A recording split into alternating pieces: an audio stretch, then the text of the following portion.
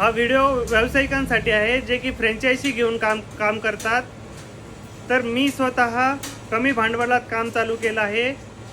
माझा बॅकग्राऊंड बघता मी दूध वाटण्याचं काम, डिलिव्हरी करण्याचं काम केलं सुरुवातीला, जे की माझ्या फॅमिलीला, नातेवाईकांना, माझ्या बायकोला सुद्धा आवडणारं नव्हतं।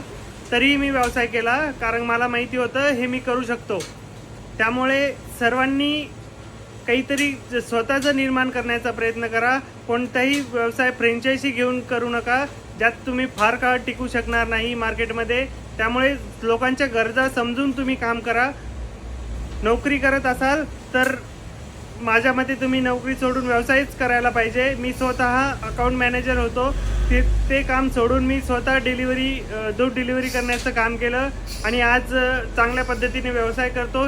एक टार्गेट सेट केलेलं आहे, त्या टार्गेटपर्यंत मी कोणतेही नातेवाईक, आई वडील, भाऊ बहीण यांच्याशी लांब राहूनच काम करतोय, कारण की मला माझ्या टार्गेटपर्यंत पोहोचायचं आहे।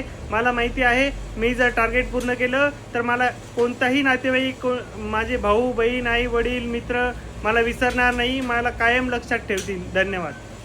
शिवकृपा दूध डेअरी, बीड बायपास, नाईक नगर। दूध आणि दुधाचे पदार्थ मिळण्याचे एकमेव ठिकाण। एकदा अवश्य भेट द्या। धन्यवाद।